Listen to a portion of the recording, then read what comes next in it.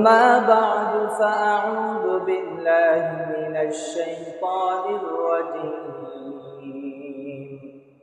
بسم الله الرحمن الرحيم الله يصطفي من الملائكة رسلا ومن الناس إن الله سميع بصير. وقال رسول الله صلى الله عليه وسلم ألا كلكم بنو آدم والآدم من تراب أو كما قال رسول الله صلى الله عليه وسلم. وقال تعالى في شان حبيبه إن الله وملائكته يصلون على النبي يا أيها الذين آمنوا صلوا عليه وسلموا تسليما. اللهم صل على محمد وعلى آل محمد كما صليت على إبراهيم وعلى آل إبراهيم إنك حميد مجيد. اللهم بارك على محمد وعلى آل محمد كما باركت على إبراهيم وعلى آل إبراهيم إنك حميد مجيد. بلغ العلا بكماله كشف الدجى بجماله حسنت جميع خصاله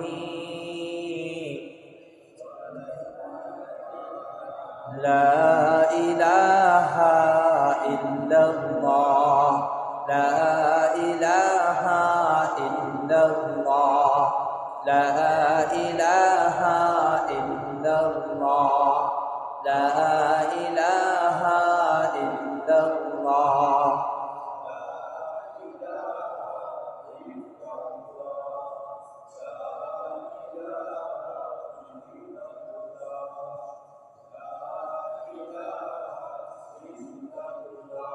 لا إله إلا الله لا إله إلا الله لا إله إلا الله.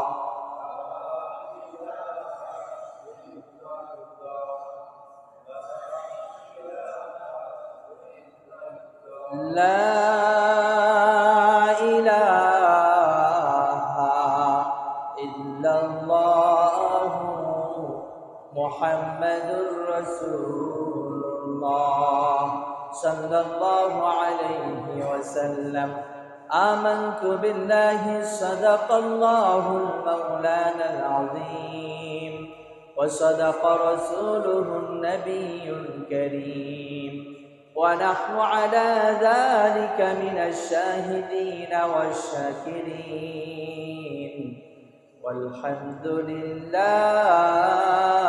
رب العالمين.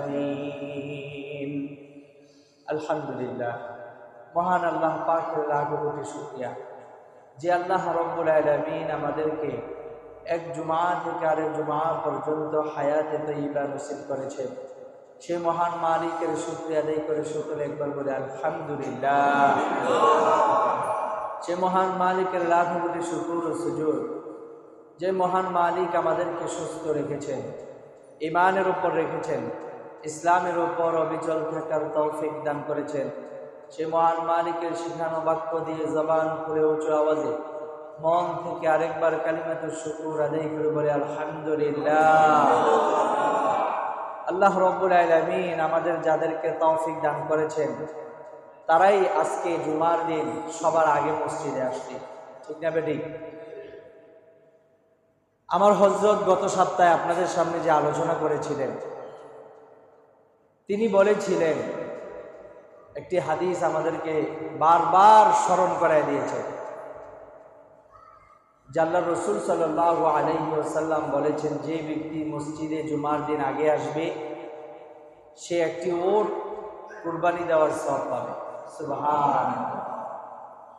শুধু তাই না, প্রতি কদমে কদমে 1 বছরের নফল রোজা, 1 বছরের নফল নামাজের যেই সওয়াব, সেই সওয়াব দান করবেন যেই মানুষগুলা জুমার দিন আগে আগে ঘুম থেকে ওঠে, সুন্দরভাবে গোসল করে,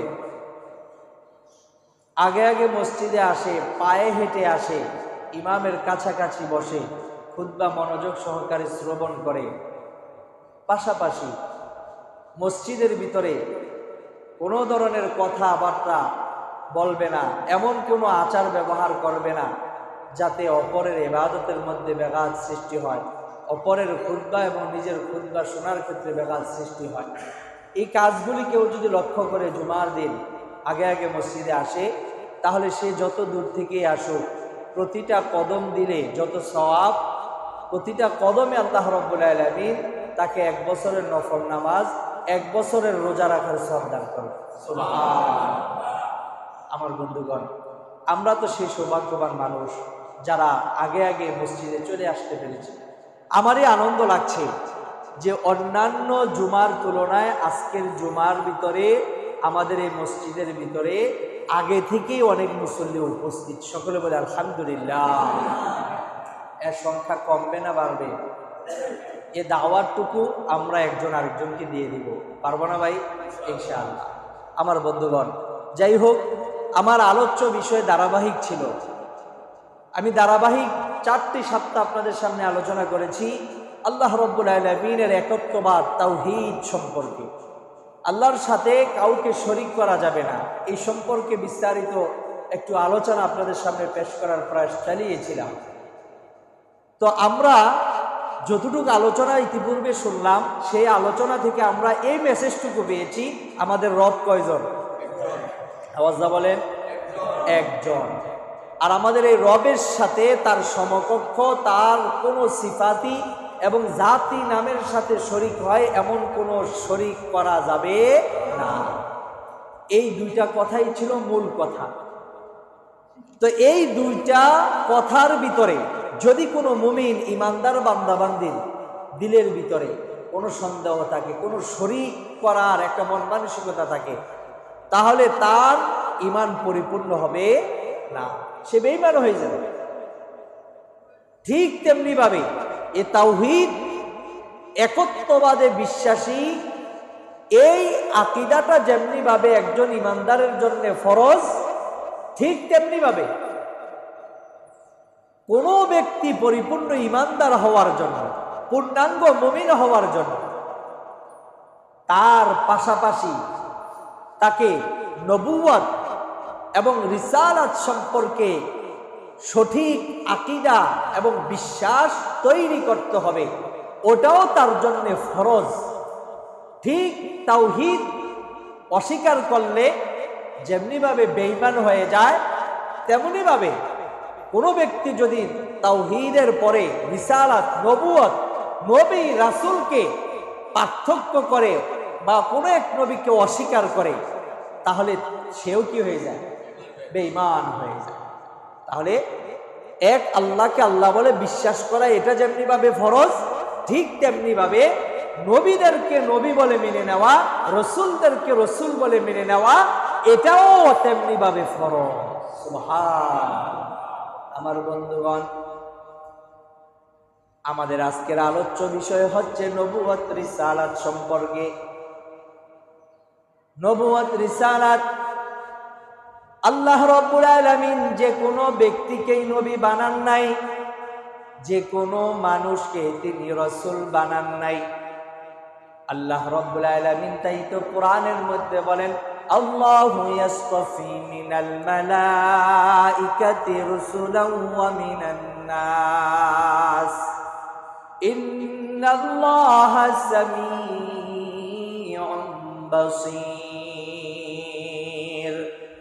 আমার আল্লাহ বলেন, ও দুনিয়ার মানুষেরা, আল্লাহ রাব্বুল আলামিন তার বার্তাগুলি, তার ওহীগুলি মানুষ পর্যন্ত পৌঁছায় দেওয়ার জন্যে ফেরেশতাদের মধ্যে কিছু ফেরেশতাদেরকে তিনি বার্তা বাহক হিসেবে গ্রহণ করেছেন, মিনান নাস, এবং মানুষদের থেকেও কিছু মানুষকে আল্লাহ রাব্বুল আলামিনের বাণীগুলি পৌঁছায় দেওয়ার জন্য তিনি বার্তা বাহক হিসেবে গ্রহণ করেছেন। বলুন সুবহানাল্লাহ। কার কথা? আল্লাহ পাকের কথা। আল্লাহু ইয়াসতাফি মিনাল মালাইকাতি রুসুলান ওয়া মিনান নাস ইন্নাল্লাহা সামিউন বাসীর। নিশ্চয়ই আল্লাহ রাব্বুল আলামিন সব কিছু দেখেন এবং সব কিছু তিনি শুনেন। সুবহানাল্লাহ। তাহলে নবী রাসূল নির্বাচন কে করে? আমার বন্ধুগণ, এই দুনিয়ার ভিতরে অনেকেই ক্ষমতার চেয়ার দখল করার জন্যে, কিছু টাকা পয়সা হলে, কিছু ক্ষমতা পাওয়ার থাকলে ওই মানুষটা ক্ষমতার চেয়ারে বসতে পারে। ঠিক না বেঠিক? আমার বন্ধুগণ, আর একটু গভীরভাবে যদি আমরা চিন্তা করি, আমরা দেখতে পাই দুনিয়ার মধ্যে কোনো ধরনের সম্পদ এবং কোন ধরনের চেহারা, এটা ক্ষমতা পাওয়ার জন্যে কোনো গ্রহণযোগ্য শর্ত না। যে সম্পদ হলেই সেই ক্ষমতাবান হবে, তার চেহারা কালো হলে সে ক্ষমতাবান হতে পারবে না। তার সুন্দর চেহারা হওয়া শর্ত, এমন কোন দুনিয়ার রাজা বাদশাহ হওয়ার ক্ষেত্রে শর্ত নাই। আছে? আমার বন্ধুগণ, এই চিন্তা চেতনা নিয়ে কোনো ব্যক্তি যদি ভাবে যে একজন নবী রাসূল যদি হতে হয়, তাহলে সেই নবী রাসূলের জন্যে টাকা পয়সা থাকতে হবে, ওই নবী রাসূলের বংশটা অনেক বড় হতে হবে, ওই নবী রাসূলের চেহারাটা সুন্দর হতে হবে, ওই নবী রাসূলদের দুনিয়ার মধ্যে যত চাকচিক্যতা আছে, ওই চাকচিক্যতা যদি থাকে, তাহলে ওই ব্যক্তিকে আল্লাহ নবী অথবা রাসূল বানাবেন, অন্যথায় তাকে নবী রাসূল বানাবেন না। এমন কোন শর্ত দুনিয়ার কোনো মানুষও দিতে পারে নাই, স্বয়ং আল্লাহ রাব্বুল আলামিনও তা দেন নাই। ঠিক না বেঠিক? কিন্তু একজন নবী অথবা একজন রাসূল হওয়ার জন্যে সব কিছুর চয়ন করার অধিকার একমাত্র একজনের। তিনি কে? আল্লাহ। আল্লাহু ইয়াসতাফি মিনাল মালাইকাতি রুসুলান ওয়া মিনান নাস। অন্য আয়াত আল্লাহ পাক বলেন, আল্লাহু আ'লামু হাইসু ইয়াজআলু রিসালাহ। আল্লাহু আ'লামু হাইসু ইয়াজআলু রিসালাহ। রিসালাতের দায়িত্ব আল্লাহ পাক কাকে দিবেন, কাকে তিনি পছন্দ করবেন, আল্লাহু আ'লাম, এটা আল্লাহই ভালো জানেন। বলেন না সুবহানাল্লাহ। আমার বন্ধুগণ, তাহলে আমরা এই দুটো আয়াত থেকে বুঝলাম যে নবী রাসূল, এই নবী রাসূল হওয়ার ক্ষেত্রে এটা মানুষের কোনো হস্তক্ষেপ নেই। আছে? যদি থাকতো তাহলে দুর্নীতি সবচেয়ে বেশি। ঠিক না বেটি? সাধারণ একটা চেয়ারম্যান হবে এলাকা, একজন মেম্বার হবে, এতেই কত দুর্নীতি মানুষ করে। আর নবুয়ত রিসালাত এত বড় একটা দায়িত্ব, যেই ব্যক্তির নাম কোরআনে লেখা থাকবে, যেই ব্যক্তির দায়িত্বের কথা কোরআনের ভিতরে উল্লেখ থাকবে, সেটা তো অনেক বড় সম্মানের। ঠিক না বেটি? তাহলে সেই সম্মানের কাজটা যদি মানুষের হস্তক্ষেপের ভিতরে হইতো, তাহলে দুনিয়ার মানুষ অনেক দুর্নীতি করত। এই জন্য এই দায়িত্ব আল্লাহ পাক দুনিয়ার কোনো মানুষকে দেন নাই, নিজের হাতেই রেখে দিয়েছেন।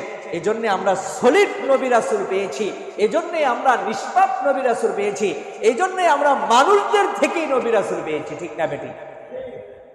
আমার বন্ধুগণ, আল্লাহ রাব্বুল আলামিন এই যে নবী এবং রাসূল পাঠাইলেন, এই নবী আর রাসূল বলতে কি বোঝায়? নবী কাদেরকে বলে, রাসূল কাদেরকে বলে?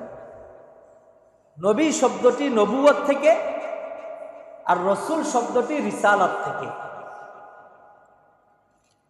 আল্লাহ রাব্বুল আলামিনের ঐশী বাণীগুলা বান্দাবান্দীদের পর্যন্ত নিঃস্বার্থভাবে কামা হক্কুহু, আল্লাহ পাক যেইভাবে বলেছেন সেইভাবে পৌঁছে দেয়া, এটাই হচ্ছে নবুয়ত এবং রিসালাতের মূল কাজ। আর এক কথায় যদি আমরা নবী রাসূল চিনতে চাই, তাহলে নবী রাসূলের সংক্ষিপ্ত পরিচয় হচ্ছে, রসূল বলা হয় ওই ব্যক্তিকে যাকে আল্লাহ রাব্বুল আলামিন নতুন আসমানি কিতাব দিয়ে এই দুনিয়াতে প্রেরণ করেছেন উম্মতের খায়ের খা হিসেবে, উম্মতের কাছে আল্লাহর বাণীগুলো পৌঁছে দেওয়ার জন্য। বলেন সুবহান। আর নবী বলা হয় ওই ব্যক্তিকে যাকে আল্লাহ রাব্বুল আলামিন পূর্ববর্তী নবীর রিসালাত যে কিতাব আছে সেই কিতাবের বার্তাগুলি অন্যের কাছে পৌঁছায় দেওয়ার জন্য আল্লাহ নিয়োজিত করেছেন। আমরা সহজেই কথাটা এভাবে বুঝি, রসূল বলা হয় যাকে নতুন কিতাব দিয়ে পাঠানো হয়েছে, আর নবী বলা হয় যাকে নতুন কিতাব দেওয়া হয় নাই, আগের নবীর কিতাবেরই বার্তাবাহক হিসেবে পাঠানো হয়েছে। কথাটা স্পষ্ট হয়েছে তো ভাই আমার বন্ধুগণ? তাহলে আমরা নবুয়ত কি জিনিস, রিসালাত কি জিনিস তাও জানলাম, নবী রাসূল কে বানান, কে মনোনীত করেন তাও জানলাম, এবং নবী কাকে বলা হয়, রসূল কাকে বলা হয় সেটাও আমরা জানতে পারব। আমার বন্ধুগণ, এবার আমাদের জানতে হবে যে আল্লাহ রাব্বুল আলামিন নবী রাসূল কেন প্রেরণ করলেন, নবী রাসূল পাঠানোর কি প্রয়োজনীয়তা আছে। আমার বন্ধুগণ, আল্লাহ রাব্বুল আলামিন এই দুনিয়াটাকে কত সুন্দর করে সাজাইলেন।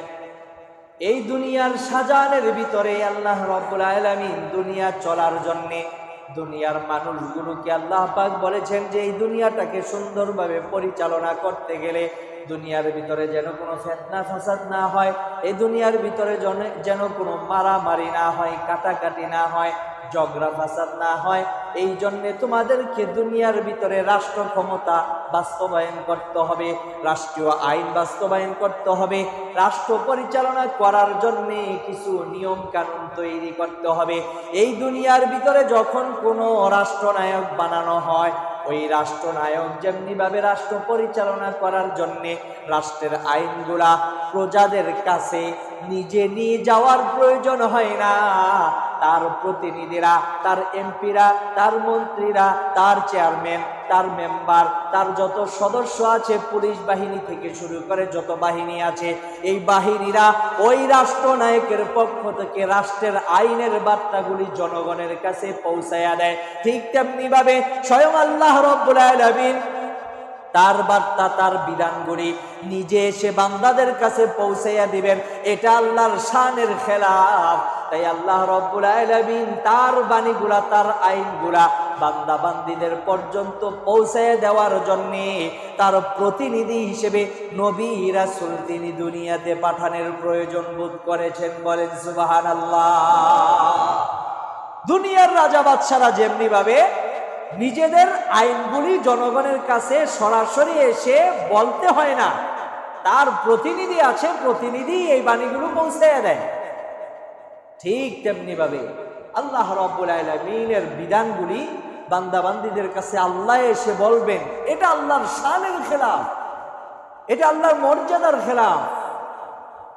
তাই আল্লাহ রাব্বুল আলামিন ফেরেশতাদের থেকে বার্তাবাহক এবং মানুষদের থেকে বার্তাবাহক তিনি চয়ন করে আল্লাহ রাব্বুল আলামিন দুনিয়ার ভিতরে মানুষদের থেকে নবী রাসূল তিনি দুনিয়াতে পাঠিয়েছেন। সুবহানাল্লাহ। আমার বন্ধুগণ, তাহলে নবুয়ত এবং রিসালাত এটা চয়ন করার দায়িত্ব আল্লাহর। আর এই দায়িত্বটা বা এই কাজটা আল্লাহ কেন করলেন? যাতে করে তার বাণীগুলি মানুষদের ঘরে ঘরে কি করতে পারেন, পৌঁছে দিতে পারেন। আমার বন্ধুগণ, আল্লাহ সুবহানাহু ওয়া তাআলা কাল কিয়ামতের ময়দানে আদম সন্তান যেন আল্লাহর কাঠগড়ায় দাঁড়ানোর পরে এ কথা বলতে না পারে, ওগো আল্লাহ, তুমি যে আমাদেরকে এই বিধানগুলি নাজিল করছো, এগুলো তো আমাদেরকে শোনানোর কোনো মানুষ আমরা দুনিয়াতে পাইনি, কোনো মানুষ আমাদের কাছে এ বাণী নিয়ে আসে নাই।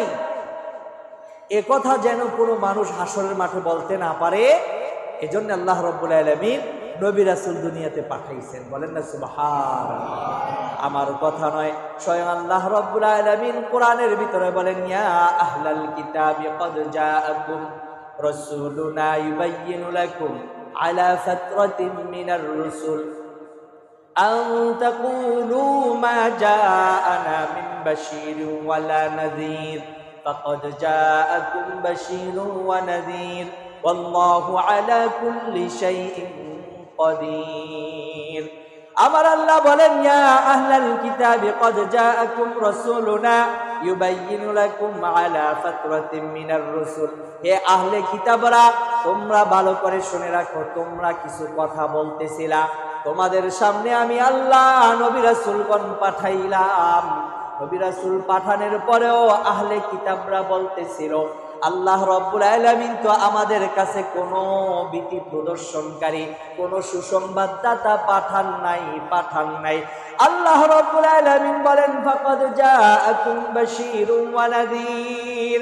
আমার নবী রাসূলগণ তোমাদের কাছে এসেছেন এবং তোমাদের কাছে এসে তোমাদেরকে আমার বাণীগুলো শুনিয়েছেন, আমার বিধানগুলি তোমাদের সামনে ব্যাখ্যা বিশ্লেষণ করে জানিয়ে দিয়েছেন। ফাকাদ জাআকুম বাশীরুন ওয়া নাযীর। নিশ্চয়ই আমি সুসংবাদদাতা এবং ভীতি প্রদর্শনকারী হিসেবে নবী রাসূলগণ তোমাদের কাছে পাঠিয়েছি। সুবহানাল্লাহ। আল্লাহু আলা কুল্লি শাইইন কাদির। সকল বিষয়ের ক্ষমতাবান একমাত্র একজন, তিনি কে?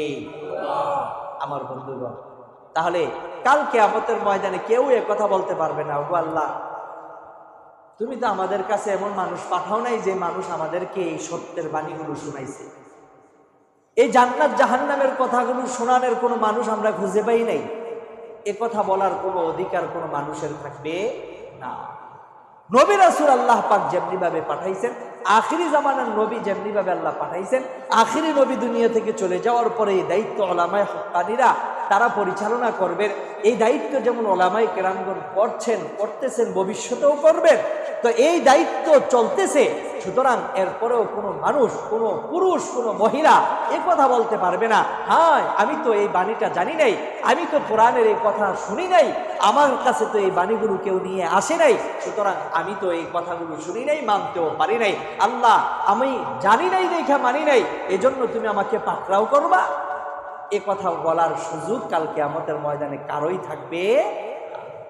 আমি তাফসীরে আলোচনার ক্ষেত্রে আমি বলেছিলাম, জ্ঞান অর্জনের হচ্ছে তিনটা মাধ্যম, তিনটা উসিলা। কয়টা উসিলা? তিনটা উসিলা। এক নাম্বার হচ্ছে পঞ্চ ইন্দ্রিয়। ইন্দ্রিয়, আওয়াজটা বলে, পঞ্চ ইন্দ্রিয়। পঞ্চ ইন্দ্রিয় কি? আমাদের চোখ, আমাদের কান, আমাদের নাক, কয়টা হলো? তিনটা। আমাদের জিহ্বা, কয়টা হলো? আমাদের 3.5 হাত বডির যে চামড়া আছে, এই চামড়া, কয়টা হলো? 5টা। এই 5টাকে একসাথে বলা হয় পঞ্চ ইন্দ্রিয়। এই পঞ্চ ইন্দ্রিয় দিয়ে মানুষ এলেম অর্জন করে। এই পঞ্চ ইন্দ্রিয় মাধ্যমে এলেম অর্জন করার একটা সীমাবদ্ধতা আছে। ওই সীমারেখা যখন শেষ হয়ে যায়, তখন আর এই পঞ্চ ইন্দ্রিয় দিয়ে ওই এলেম আর অর্জন করা যায় না। তখন আমাদের এলেম অর্জনের দ্বিতীয় ধাপ, দ্বিতীয় মাধ্যম, দ্বিতীয় ওসিলা হচ্ছে আমাদের আকল, সুস্থ মস্তিষ্ক।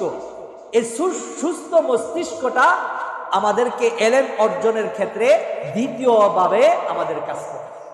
পঞ্চ ইন্দ্রিয়ের কাজ যেখানে শেষ, সেখান থেকে শুরু হয় কিসের? আকলের কাজ। তখন আমরা এই আকল দিয়ে কিছু এলেম অর্জন করি। এই পঞ্চ ইন্দ্রিয় এবং আকলের একটা সীমাবদ্ধতা আছে। আকলেরও যেখানে সময় শেষ, সীমাবদ্ধতা শেষ, শক্তি শেষ, সেখান থেকে শুরু হয় ওহীর মাধ্যমে এলেম অর্জন করা। সুবহান। আমি যেই জন্য এই কথাটা আনলাম, যে কাল কিয়ামতের ময়দানে আমরা আল্লাহর কাছে বলবো, আল্লাহ, আমার কাছে তো তুমি এমন কোনো মানুষ পাঠাও নাই, বা এমন কোনো দূত পাঠাও নাই যে নাকি আমার কাছে কোরআন হাদিসের বাণীগুলো পৌঁছে দিয়েছে বা দিবে, এমন কোনো মানুষ আমরা পাই নাই, তুমি পাঠাও নাই। আল্লাহ রাব্বুল আলামিন বলবেন, ও আমার বান্দা বান্দি, আমি আল্লাহ তো তোমাদেরকে রূহের জগতে সর্বপ্রথম আদমের সন্তান যা আমি দুনিয়াতে পাঠাইব, এই সন্তানগুলোকে রূহের জগতে একত্রিত করে আমি আল্লাহ তাদেরকে প্রশ্ন করেছিলাম, আলাস্তু বিরব্বিকুম আলাস্তু বিরব্বিকুম আলাস্তু বিরব্বিকুম, আমি কি তোমাদের রব না? আমি কি তোমাদের প্রভু নই? তোমাদের প্রভুকে? আল্লাহ পাক প্রশ্নবোধক শব্দ রেখে এই প্রশ্নটা রূহের জগতে আমরা যখন কেউ দুনিয়াতে আসি নাই, আমরা কেউ মায়ের গর্ভে আসি নাই, আমরা কেউ বাবার মাধ্যমে তখন দুনিয়াতে আসি নাই, আমরা রূহের জগতে যখন ছিলাম তখন আল্লাহ পাক এই প্রশ্ন করেছিলেন। এই প্রশ্নের জবাবে সকল রূহ একসাথে বলেছিলেন ক্বালু বালা, আয় আল্লাহ তুমি আমাদের রব, আমরা তোমার প্রভুত্বই স্বীকার করি, আমাদের রব একজন, তিনি হচ্ছেন এক আল্লাহ তুমি। সুতরাং আমরা সকলেই রূহের জগতে আল্লাহকে স্বীকার করে নিয়েছি। আল্লাহ রাব্বুল আলামিন ওই কথাটা, ওই রূহের জগতে আল্লাহকে আল্লাহ বলে মেনে নেওয়া, এটাকে স্মরণ রাখার জন্যই দুনিয়াতে আল্লাহ যখন মানুষগুলোকে পাঠাইলেন, তখন এই দুনিয়াতে মানুষগুলোকে আল্লাহ পাক ওই কথাটা স্মরণ করার জন্যে আবারও আল্লাহ নবী রাসূল পাঠায়া দিয়ে স্মরণ করে দেন, তোমাদের একজন রব আছে, তিনি কে? আমার বন্ধুগণ, যখনই আমরা হাঁটি হাঁটি পা পা করে এই দুনিয়ার জিন্দেগি শেষ করে আমরা যখন আলমে বরজখ কবরের জগতে চলে যাই, ওই কবরের জগতের মধ্যে আমাদেরকে তিনটা প্রশ্ন করে আবার স্মরণ করে দেওয়া হয়। তুমি যে এখন কবরের মধ্যে ঘুমাইবা, এমনিতেই ঘুমানো যাবে না, তোমাকে এখানেও আল্লাহকে স্মরণ রাখতে হবে। তিনটা প্রশ্নের মধ্যে একটা প্রশ্ন তখনও থাকে, মার রব্বুকা, তোমার রবকে? ঠিক না বেটি? সেখানেও আল্লাহ পাক স্মরণ করায় দেন ফেরেশতাদের মাধ্যমে, ফেরেশতা তাকে স্মরণ করায় দাও, তার রবকে। আমার বন্ধুগণ, যদি আমরা সেখানে বলতে পারি আমার রব হচ্ছে আল্লাহ, তিনটা প্রশ্নের জবাব যখন আমি দিতে পারবো, তখন আল্লাহ পাক ফেরেশতাদেরকে বলবেন, ও ফেরেশতারা, আমার এই বান্দা বান্দির এই কবরটাকে তুমি জান্নাতের টুকরায় পরিণত করে দাও, আর আমার এই বান্দা যেন, এই বান্দি যেন এই কবরের ভিতরে এমন ভাবে ঘুমায় মনে হয় যেন সে আরামের মধ্যে ঘুমাচ্ছে, এমন আরাম, এমন আরাম, সে যেন হাসরের মাঠে যখন সিংহা ফুঁক দেওয়ার পরে সকলে একত্রিত হবে, ওই ঘুম থেকে জাগ্রত হবে, তখন বান্দা বান্দি যেন মনে করে আমি কিছুক্ষণের জন্য ঘুমিয়েছিলাম। বলেন সুবহানাল্লাহ। অথচ শত শত হাজার হাজার বছর সে কবরের ভিতরেই শায়িত ছিল, কিন্তু যেই ব্যক্তি তিনটা প্রশ্নের জবাব দিবে, রবকে দুনিয়াতেও ভুলে নাই, কবরেও ভুলবে না, ওই মানুষগুলোকে আল্লাহ রাব্বুল আলামিন আরামের ঘুমে ঘুম পাড়াইয়া দিবে। হাদিসের ভাষায় বলা হয়েছে, ওই কবরের ভিতরে যেই ব্যক্তি আরামসে ঘুমাবে তার ঘুমটা হবে বাসর রাতের ঘুমের মতো, যেই বাসর রাতে কেউই ডিস্টার্ব করে না, যে এই রজনীটা হচ্ছে স্বামী স্ত্রীর, তাদেরকে ডিস্টার্ব করা আজকের রজনীতে ঠিক হবে না। ওই রজনীর সাথে ওই ব্যক্তির ঘুমটাকে আল্লাহ পাক তুলনা করেছেন। সুবহানাল্লাহ। আমার বন্ধুগণ, তাহলে আল্লাহকে আল্লাহ বলে মেনে নেওয়া, কাল কিয়ামতের ময়দানে কেউই অস্বীকার করতে পারবো না, কেউ একথা বলতে পারবো না যে আমার কাছে তো এই বাণী পৌঁছে নাই। কারণ কি? জ্ঞান অর্জন করার আল্লাহ তিনটা উসিলা দিয়েছেন। কয়টা উসিলা? এক নাম্বার পঞ্চ ইন্দ্রিয়, দুই নাম্বার আকল, তিন নাম্বার ওহী, এই ঐশী বাণী। এখন আমার যেই এখানে দরকার যেই বিষয়টা, সেটা হচ্ছে আকল। দুই নাম্বার এলেম অর্জন করার দুই নাম্বার উসিলা আল্লাহ কি দিয়েছেন? আকল, জ্ঞান, সুস্থ মস্তিষ্ক। আপনার এই সুস্থ মস্তিষ্ককেই আল্লাহ প্রশ্ন করবেন, আমি তো তোমাকে একটা সুস্থ মস্তিষ্ক দান করছি, তাহলে তুমি কি এই আকল দিয়ে চিন্তা করে আমার কোন একটা মাখলুক, আমার দুনিয়াতে সৃষ্ট যে কোনো একটা বস্তুকে নিয়ে যদি তুমি চিন্তা করতা, তাহলে তো তুমি আমি আল্লাহকে পেয়ে যাইতা। আমাকে পাওয়ার জন্যে, আমাকে চিনার জন্যে তোমার কাছে খালি মানুষ এসে বাণী পৌঁছেইতে হবে, এটা কোনো জরুরত ছিল না। ওই সুস্থ মস্তিষ্কটাই হচ্ছে আমাকে চিনার বড় একটা মাধ্যম। বলেন সুবহানাল্লাহ। পার পাওয়া যাবে না। এই আকল দিয়ে আল্লাহকে চিনতে হবে, এ আকল দিয়ে আমাদের ভালো মন্দ যাচাই করতে হবে, এ আকল দিয়েই আমাদেরকে অনেক কিছু পার্থক্য করে তারপরে দুনিয়ার জিন্দেগিতে চলতে হবে। আকলের কাজ যেখানে শেষ, আর আকল ধরছে না, আকল আর সেখানে জ্ঞান দিতে পারছে না, তাহলে আমার কাছে চলে আসবে ওহী, এ কোরআনের বাণী। আমার বন্ধুগণ, তাহলে একটু চিন্তা করে দেখুন, নবুয়ত, রিসালাত কত একটা দামি জিনিস, কত বড় একটা মর্যাদার জিনিস। এই নবুয়ত রিসালাত আল্লাহ সুবহানাহু ওয়া তাআলা নবী রাসূলদেরকে দিয়েছেন এবং এই নবী রাসূলদেরকে দিয়ে আমাদেরকেও সতর্ক করছেন, আমি আল্লাহকে ভুলে গেলে চলবে না। এই নবী রাসূলগণ যে বাণীগুলো তোমাদের কাছে নিয়ে আসে, সেই বাণীগুলো তোমরা পুঙ্খানে পালন করার চেষ্টা করবে, তাহলে তোমাদের দুনিয়া আখিরাত উভয়টাই সফলতা এসে যাবে। সুবহানাল্লাহ। আমার বন্ধুগণ, আমার আলোচ্য বিষয় হচ্ছে নবুয়ত রিসালাত সম্পর্কে। যাদেরকে আল্লাহ পাক নবী বানাইছেন, যাদেরকে আল্লাহ পাক রসুল বানিয়েছেন, তাদেরকে নিয়ে আজকের আলোচনা। এই আলোচনার ভিতরে আমরা এখন জানবো যে নবীদের, রসুলদের সংখ্যা কত। কেউ বলতে পারবে নবী রসুলদের সংখ্যা কত? আমার ভাইয়েরা, মেশকাত শরীফের একটি হাদিস, সেই হাদিসের মাধ্যমে অনেকেই আমরা বলি, অনেক উলামায়ে কেরামগণও বলেন যে নবীদের সংখ্যা হচ্ছে 1,24,000। আর অন্য একটি হাদিসের মাধ্যমে অনেকে বলে 1 লক্ষ না, 2,24,000। এই কথাটা আপনারা শুনেন না ইতিপূর্বে? শুনছেন? আচ্ছা, এবার আপনাদের, যদি আপনারা এই কথাটা শুনে থাকেন, তাহলে এই কথার ভিত্তিতে আমি আপনাদেরকে একটা প্রশ্ন করব। প্রশ্নটা হচ্ছে, যদি আমরা বলি 1,24,000 বা 2,24,000, এটা বলার ক্ষেত্রে অনেকে আবার মাঝখান দিয়ে এই কথাটা বলে মতান্তরে। কি তন্তরে? মতান্তরে 2,24,000।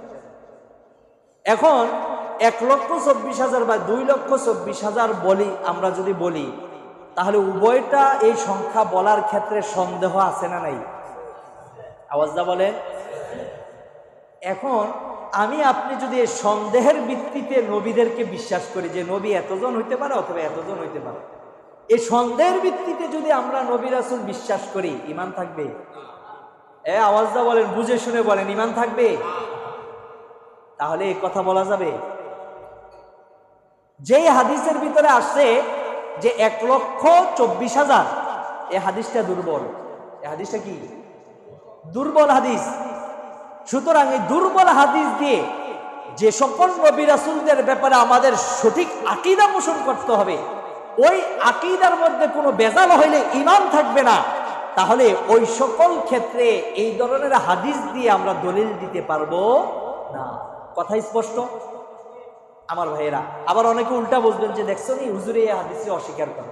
আমি অস্বীকারের কথা বলছি নাকি বলছি যে এখানে দলিল হিসেবে, অকাট্য দলিল হিসেবে যে সকল হাদিস আমাদের পেশ করতে হয়, এই হাদিসটাকে ওই অকাট্য নবীদের সংখ্যার ব্যাপারে দলিল হিসেবে প্রমাণ দেওয়া যাবে না। তাহলে কি করতে হবে? আমাদের এই আকীদা পোষণ করতে হবে। আল্লাহ রাব্বুল আলামিন যত নবী রাসূলগণ দুনিয়াতে পাঠিয়েছেন, সকল নবী রাসূলগণ আল্লাহর পক্ষ থেকে নবী রাসূল সত্য ছিলেন। আমরা সকল নবী রাসূলকে বিশ্বাস করি। তাদের সঠিক সংখ্যা আল্লাহু আ'লাম, আল্লাহ পাকই ভালো জানেন। দুনিয়ার কোনো মানুষ তার সংখ্যা সঠিকভাবে বলতে পারবে না। এই আকীদা আমাদের রাখতে হবে। তাহলে নবী রাসূলদের সংখ্যার ব্যাপারে কোনো সন্দেহ থাকবে? আমার বন্ধুগণ, তাহলে নবী রাসূলদের সংখ্যার ব্যাপারটা আমরা জেনে নিলাম। কি বলবেন?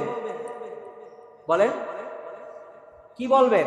নবী রাসূলদের আল্লাহ এর ভালো জানেন যে তাদের সংখ্যা কত। এটা কে ভালো জানেন? আল্লাহই ভালো জানেন। আমার বন্ধুগণ, এবার আসুন, এই যে নবী রাসূলদেরকে আল্লাহ দুনিয়াতে পাঠিয়েছেন, এই নবী রাসূলদেরকে নবী রাসূল হিসেবে আমরা যে বিশ্বাস করি, এই বিশ্বাসের ক্ষেত্রে তাদের কিছু বৈশিষ্ট্য আছে, ওই বৈশিষ্ট্যের সাথে বিশ্বাস করতে হবে। নিজের মন মতো নবী রাসূল হিসেবে আমি বিশ্বাস করলেই চলবে না। এগুলো আমার কথা না, কার কথা? আল্লাহ। নবী রাসূলদের বিশেষ বৈশিষ্ট্য কি? এই বিশেষ বৈশিষ্ট্যের মধ্যে 1 নাম্বার বৈশিষ্ট্য হচ্ছে, দুনিয়াতে আদম আলাইহিস সালাতু ওয়াস সালাম ছিলেন প্রথম নবী, তার থেকে শুরু করে শেষ নবী ছিলেন নবী মুহাম্মদুর রাসূলুল্লাহ সাল্লাল্লাহু আলাইহি ওয়াসাল্লাম। এই আদম এবং আমাদের আখিরি জামানার নবী, এই পর্যন্ত যত নবী রাসূলগণ মাঝখান দিয়ে এসেছেন, এবং এই 2 নবী রাসূল সহ যত নবী রাসূলগণ দুনিয়াতে এসেছেন, সকল নবী রাসূলগণ হচ্ছে মানুষ। কি ছিলেন? এই বৈশিষ্ট্যের সাথেই নবী রাসূলদেরকে নবী রাসূল হিসেবে বিশ্বাস করতে হবে যে তারা কি ছিলেন? আওয়াজটা বলেন। যদি আমরা বলি যে না, নবী রাসূলগণ তো মানুষ ছিলেন না, নবী রাসূলগণ তারা ফেরেশতা ছিলেন, তারা নূরের তৈরি ছিলেন, তাহলে এই ক্ষেত্রে আমাদের ঈমান ধ্বংস হয়ে যাবে। নবী রাসূলদেরকে নবী রাসূলদের বৈশিষ্ট্য সহকারে মেনে নেওয়া, নবী রাসূলদের ক্ষেত্রে কোনো ধরনের বাড়াবাড়িও চলবে না, ছাড়াছাড়িও চলবে না। বাড়াবাড়ি করলেও বেঈমান হয়ে যাওয়ার আশঙ্কা আছে, ছাড়াছাড়ি করলেও বেঈমান হওয়ার কি আছে, আশঙ্কা আছে। আমার বন্ধুগণ, তাহলে নবী রাসূলদেরকে নবী রাসূল হিসেবে আমাদেরকে মেনে নিতে হবে। কিসের সাথে? কিছু বিশেষ বৈশিষ্ট্যের সাথে। কতগুলি বৈশিষ্ট্য আছে, এই জন্য আমি কিছু বিশেষ বৈশিষ্ট্য বলছি।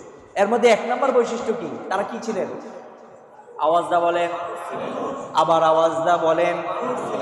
আমার বন্ধুগণ, পূর্ববর্তী অনেক নবী রাসূলদের উম্মতেরা এই আকীদা থেকে বের হয়ে যাওয়ার কারণে অনেকেই বেঈমান হয়ে গিয়েছে। তাই তো আল্লাহ পাক কোরআনের মধ্যে বলেন, ওয়ামা মানাআন নাস আন ইউমিনু ইয জাআহুমুল হুদা ইল্লা আন ক্বালু আবআসাল্লাহু বাশারার রাসূলা। আগেরকার অনেক নবীর উম্মতেরা শুধু এই কথা বলার কারণেই তারা বেঈমান হয়ে গেছে। অনেক মানুষ ঈমান আনে নাই। কথাটা কি ছিল? ইল্লা আন ক্বালু আবআসাল্লাহু বাশারার রাসূলা। আল্লাহ রাব্বুল আলামিন কি মানুষকে রাসূল হিসেবে পাঠিয়েছেন? এই আকীদা তারা মেনে নিতে পারে না যে মানুষ নবী হয় কেমন, মানুষ রাসূল হয় কেমন। তাদের এই কথা বলার কারণে আল্লাহ পাক বলেন, ওয়ামা মানাআন নাস ইউমিনু ইয জাআহুমুল হুদা। অনেক মানুষ হেদায়েত থেকে বিরত হয়ে গেছে, অনেক মানুষ ঈমান আনা থেকে তারা দূরে সরে গেছে।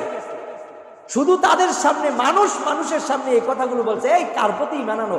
ওই ব্যক্তিটার প্রতি, সে রাসূল, সে তো আমাদের মতো একজন মানুষ। মানুষ কি রাসূল হইতে পারে? মানুষ নবী হবে, রাসূল হবে, এটা তারা মেনে নিতে পারেন না। অথচ আল্লাহ রাব্বুল আলামিন, আসবে সামনে আলোচনা, আল্লাহ পাক বারবার কোরআনের ভিতরে বলতেছেন যে নবী রাসূল তারা সকলে কি ছিলেন? মানুষ ছিলেন। তবে এখানে একটা কথা আমি বলে দেই, নবীরা মানুষ ছিলেন কিন্তু সাধারণ কোনো মানুষ না। কি মানুষ? আওয়াজটা বলেন। মাশাআল্লাহ, কত সুন্দর শব্দ আপনারাই চয়ন করেছেন। অসাধারণ মানুষ ছিলেন নবী রাসূলগণ। তাদের সাথে অন্যান্য সাধারণ মানুষের কোনো তুলনাই হয় না। আমার বন্ধুগণ, একটু চিন্তা করে দেখুন, নবী রাসূলগণ কি ছিলেন? মানুষ ছিলেন। নবী রাসূলগণ যদি মানুষ না হইতেন তাহলে মানুষের স্বভাব তবিয়ত তারা কিভাবে বুঝতেন? আমার বন্ধুগণ, একটু যদি আপনারা চিন্তা করেন তাহলে বুঝতে পারবেন, নবী রাসূলদেরকে আল্লাহ রাব্বুল আলামিন দুনিয়ার মধ্যে যে মানুষগুলো আসছে সেই মানুষগুলোর জন্য নবী রাসূল হিসেবে প্রেরণ করেছেন।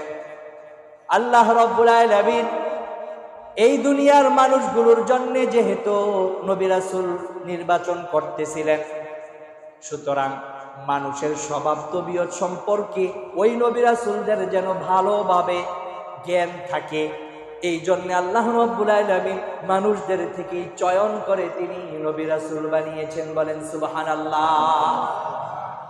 মানুষদের থেকে নবী রাসূল হওয়ার কারণে ওই নবী রাসূলরা ঘুম কি জিনিস বুঝেন, ওই নবী রাসূলগণ কাজ করা, শ্রম দেওয়া কি জিনিস সেটাও বোঝেন, ওই নবী রাসূলগণ সন্তানের বাবা হওয়া কি জিনিস তাও জানেন, বোঝেন।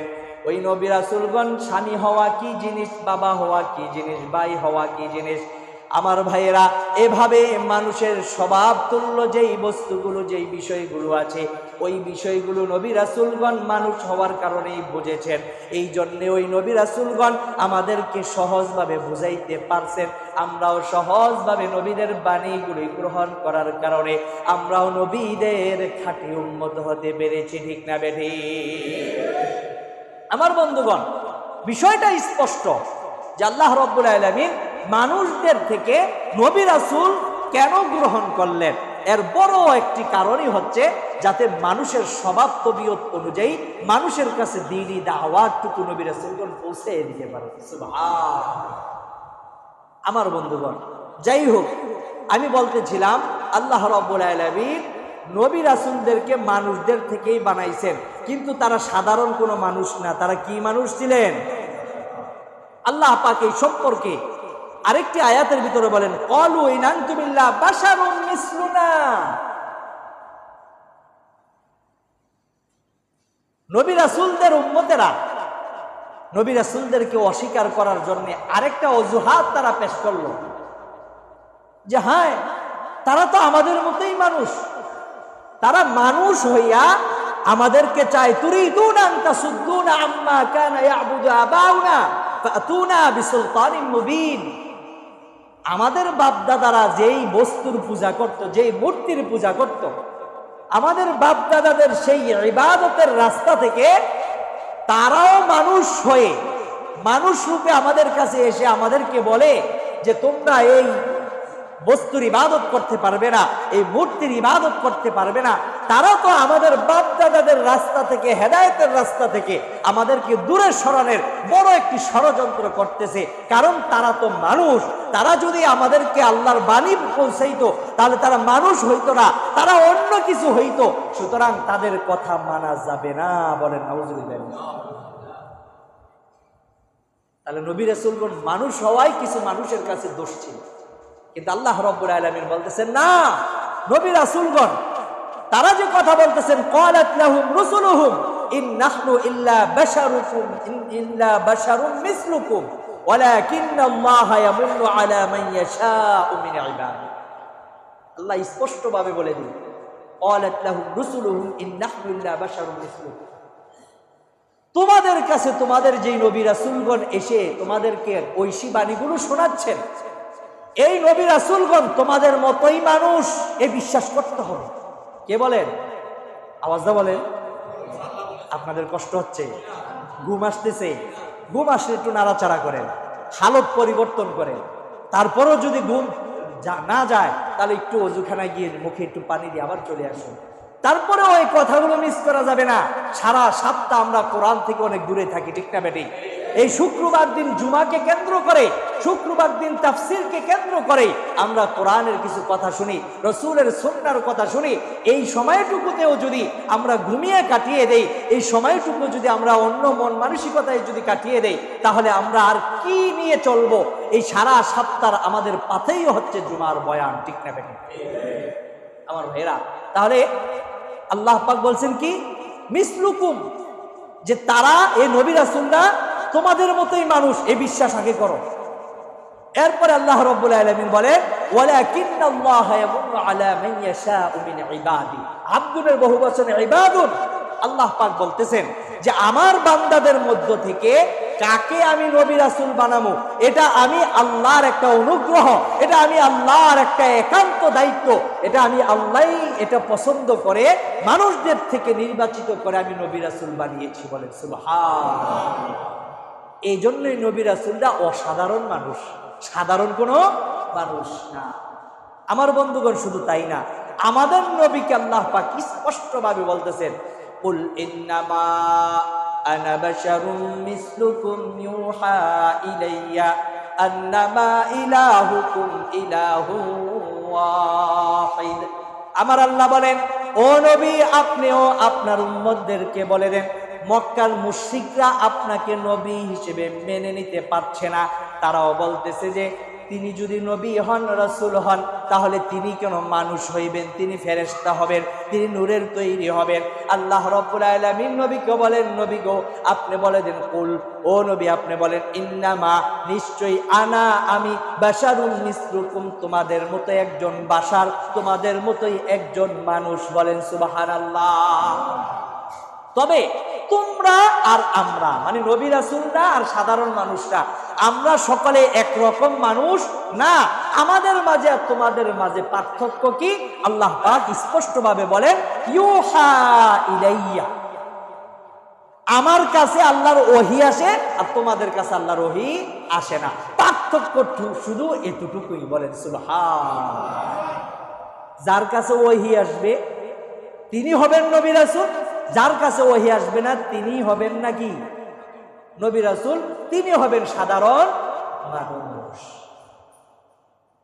কথা বুঝে আসছে ভাই? তাহলে নবী রাসূলদেরকে আমরা যে নবী রাসূল হিসেবে মেনে নিব কিছু বৈশিষ্ট্যের সাথে, কিছু গুণের সাথে। সেই গুণের মধ্যে 1 নম্বর গুণ কি? নবী রাসূলগণ কি ছিলেন? সকলে কি ছিলেন? বাবা আদম যেমন মানুষ ছিলেন, নূহ যেমন মানুষ ছিলেন, ইব্রাহিম নবী যেমন মানুষ ছিলেন, ইউসুফ নবী যেমন মানুষ ছিলেন, ঈসা নবী যেমন মানুষ ছিলেন, সুলাইমান নবী মানুষ ছিলেন, দাউদ নবী মানুষ ছিলেন, ঈসা আলাইহিস সালাম মানুষ ছিলেন, আমাদের আখিরি জামানার নবী, সকল নবীদের সর্দার, সকল নবীদের ইমাম, সাইয়্যিদুল মুরসালিন, খাতামুন নাবিয়্যিন, সর্বশেষ নবী, নবী মুহাম্মদুর রাসূলুল্লাহ সাল্লাল্লাহু আলাইহি ওয়াসাল্লাম, তিনিও মানুষ ছিলেন। বলেন সুবহানাল্লাহ। এখন আমরা অনেকেই এই বিশ্বাস করি আমাদের নবী মানুষ ছিলেন না, আমাদের নবী মানুষ ছিলেন না। যদি এই কথা বলেন তাহলে সে নবীকেই কি করে? অবিশ্বাস করে। এখানে আরেকটু কথা অ্যাড করতে হয়। সে কথা কি? নবীরা তো মাটির তৈরি না, তাহলে নবীরা কিসের তৈরি? নবীরা নূরের তৈরি। নাউজুবিল্লাহ বলবেন না? আচ্ছা, নূরের তৈরি কারা? আগুনের তৈরি কারা? জিন। আর মাটির তৈরি কারা? ওয়ালাকাদ খালাকনাল ইনসানা মিন সুলালাতিন মিন তিন। কোনটার অস্বীকার করব? এত স্পষ্ট আয়াত থাকা সত্ত্বেও মানুষ কিভাবে বলে নবীরা নূরের তৈরি? আমাদের এই নবীর উম্মত হয়ে, নবীর উম্মত হয়ে আমরাই তো অনেকে অস্বীকার করি আমাদের শেষ নবীকে। আমরা বলি যে আমাদের নবী নূরের তৈরি। আমরা মনে করি নবীকে নূরের তৈরি বললে মনে হয় নবীর সম্মান বাড়বে। বাড়ে না কমে? আরে আল্লাহ পাক তো নবী মানুষ হিসেবে, মাটির তৈরি হিসেবে দুনিয়াতে পাঠিয়ে তার মর্যাদা এমনিতেই সকলের উপরে দিয়ে দিয়েছেন। সুবহানাল্লাহ। আমি আর আপনি নবীর মর্যাদা কেমনে দিব? আমি আর আপনি মর্যাদা দিতে পারবো? মর্যাদা দেওয়ার মালিক কে? আল্লাহ। তাহলে কেন বলে নবী নূরের তৈরি? আল্লাহ কোরআনের আয়াতে কি বললেন? ওয়ালাকাদ খালাকনাল ইনসান। ইনসান মানে কি? মানুষ। ওয়ালাকাদ খালাকনাল ইনসান মিন সুলালাতিন মিন তিন। মাটির নির্যাস থেকে বাবা আদমকে সর্বপ্রথম আল্লাহ সৃষ্টি করছে। তাহলে তার সন্তানই তো কিয়ামত পর্যন্ত আসবে, ঠিক না বেটি? তো তার সন্তান যদি আসে, তাহলে বাপ যদি মাটির হয়, বাকিরা কি? নূরের। তাহলে বাপরেও তো অস্বীকার করবে, ঠিক না বেটি? আমার কথা বুঝেন না ভাই? তাহলে একটু খেয়াল করেন, যারা বলি নবী নূরের তৈরি তারা নবীকে অসম্মান করে, ঠিক না বেটি? আপনি বলতে পারেন নবীকে আমরা খুব মহব্বত করি, এই জন্য আমরা মহব্বতের খাতিরে নবীকে নূরের তৈরি বলে ফেলি। আপনার মহব্বতকে আমি শ্রদ্ধা করি, কিন্তু আপনার এই আকীদাকে আমি অস্বীকার করি, ঠিক না বেটি? কারণ যেখানে শত শত আয়াত, শত শত আয়াত নবীরা যে মানুষ ছিলেন, মাটির তৈরি ছিলেন, এই সম্পর্কে কোরআনের আয়াত স্পষ্ট। আরে কোরআনের এতগুলি আয়াতকে অস্বীকার করা লাগবে না, কোরআনের একটা আয়াতকে অস্বীকার করলেই তো বেঈমান হওয়া যথেষ্ট, ঠিক না বেটি? যেখানে শত আয়াত আছে নবীরা মানুষ ছিলেন, নবীরা মাটির তৈরি, সে আয়াতকে অস্বীকার করে আমরা কিভাবে বলে নবীরা নূরের তৈরি? নবীরা মানুষ ছিলেন না? ভালো করে বুঝেন। তাহলে ফেরেশতারা কিসের তৈরি? এটা হাদিস, বুখারীর হাদিস। ফেরেশতারা জিন জাতি, মানব জাতি মাটির তৈরি, স্পষ্ট বিষয় আমার বন্ধুগণ। তাহলে নবীরা যেইভাবে সৃষ্টি হয়েছেন, মানুষ হিসেবে সৃষ্টি হয়েছেন, মাটি দিয়ে তাদেরকে তৈরি করেছেন। হাদিসের ভিতরে স্পষ্ট, কোরআনের আয়াত তো শুনলাম, হাদিসের ভিতরে আসছে আলা কুল্লুকুম বানু আদম। আদমের প্রতিটা সন্তান তারা হচ্ছে আদম থেকেই আসছে। কার থেকে? বাবা আদম থেকেই আসছে। আর ওয়াল আদমু মিন তুরাব, তুরাবুন মানে হচ্ছে মাটি। আল্লাহ পাক বলছেন আর আদম হচ্ছে মাটি থেকে তৈরি। সুবহানাল্লাহ। এত স্পষ্ট হাদিস থাকতে কিভাবে অস্বীকার করি নবী মানুষ ছিলেন না, নবী মাটির তৈরি না? এই কথা যারা বলবে তাদের ঈমান থাকবে? যুগে যুগে যত নবী রাসূলগণ এসেছেন, ওই নবী রাসূলদের উম্মতের মধ্যে ওই সকল মানুষই বেঈমান হইছে এবং কাফের কুফুরের ভিতরে অটল ছিল, অবিচল ছিল। কাফের হয়েই তারা মৃত্যুবরণ করছে। তাদের একটাই সমস্যা ছিল, তারা নবীদেরকে মানুষ হিসেবে মেনে নিতে পারে না। আমার কথা নয়, আল্লাহ কোরআনে বলেন লাকাদ কাফারাল্লাযীনা ক্বালু ইন্নাল্লাহা হুয়াল মাসীহ ইবনু মারইয়াম ওয়া ক্বালাল মাসীহ ইয়া বানী ইসরাঈলা আবুদুল্লাহ রাব্বী ওয়া রাব্বুকুম। স্পষ্টভাবে আল্লাহ বলেন যে কাফেররা, বিশেষ করে ঈসা আলাইহিস সালাতু ওয়াস সালামের উম্মতের কথা বলতেছেন, ঈসা নবীর উম্মতেরা অনেকেই তাকে আল্লাহর নবী হিসেবে মেনে নিতে পারে নাই। সে মানুষ হিসেবে যে একজন নবী, এই নবী মানুষ রূপে নবী, এটা তারা মেনে নিতে পারে নাই। মেনে না নেওয়ার কারণে তারা এ কথা বলতে লাগলো যে হায়, ঈসা তো দুনিয়াতে আসছে বাপ ছাড়া। কি ছাড়া? আওয়াজটা বলেন, কথায় কথা চলে আসে।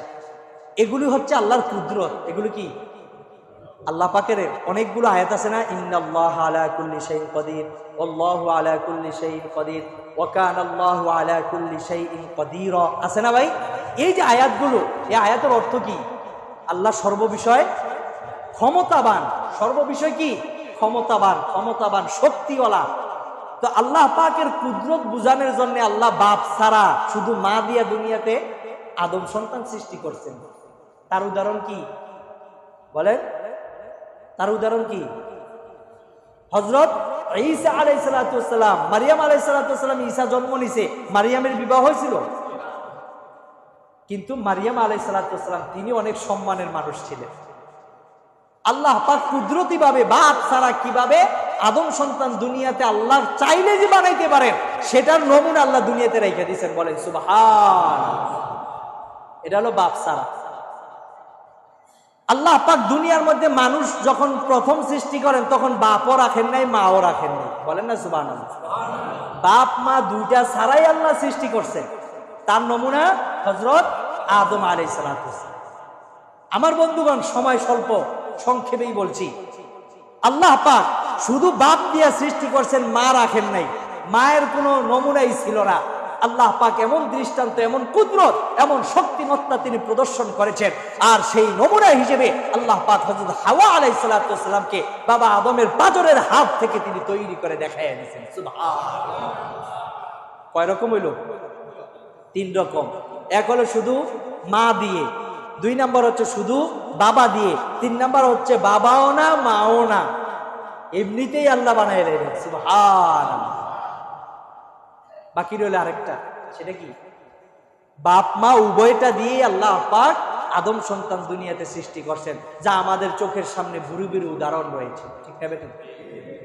আমার বন্ধুগণ, তাহলে বাবা আদমের পরেই তো নবী রাসূলগণ সব আসছেন।